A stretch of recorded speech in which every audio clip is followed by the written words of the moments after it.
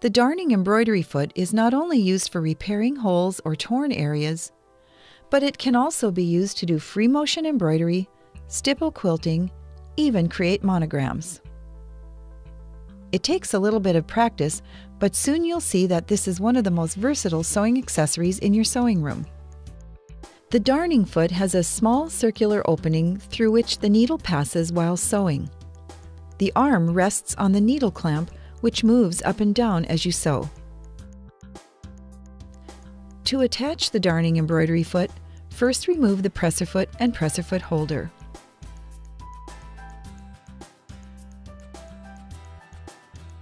Depending on machine model, either lower or cover the feed dogs to disengage them.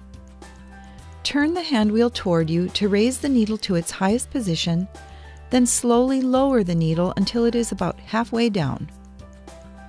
This will make it easier to attach the foot.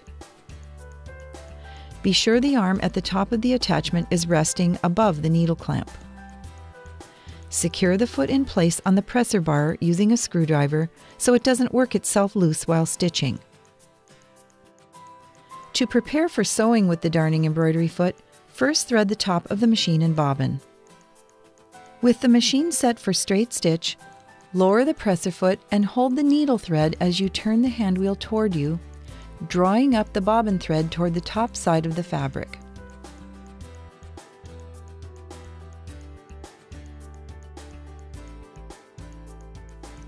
Lift the presser foot, then pull both threads under the foot. Lower the presser foot. Sew a few stitches to secure the threads. Continue sewing, then stop to trim the thread tails. When you put the presser foot down, you may notice that the foot won't be touching the fabric. But lowering the presser foot will put tension on the upper thread, which is necessary for correct stitch formation. The foot only comes in contact with the fabric momentarily while stitching, when the needle is in its lowest position. The foot rises again, allowing you to move the fabric freely. To do darning of holes or tears in fabric, apply a small fabric scrap to the back of the tear to add stability. Select the straight stitch and sew over the torn area while guiding the fabric back and forth in even movements. Once the area has been covered with stitches, leave the needle down, lift the presser foot, and turn the fabric 90 degrees. Lower the presser foot and repeat the process.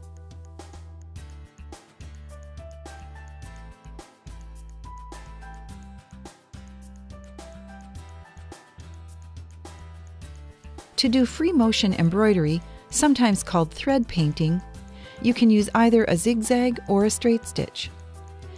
It is not necessary to set the stitch length, as this is determined by sewing speed along with the fabric movement. Use a removable fabric marking tool to draw the design on the fabric surface. Apply stabilizer to the back of the fabric following the manufacturer's recommendations. Draw up the bobbin thread, then hold the bobbin and needle thread firmly as you begin to sew.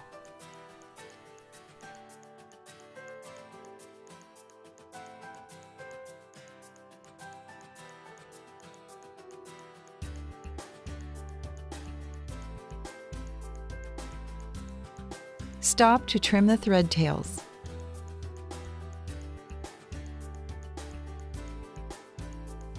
Sew at a fast speed while guiding the fabric at a moderate pace as you fill in the design area on the fabric's surface.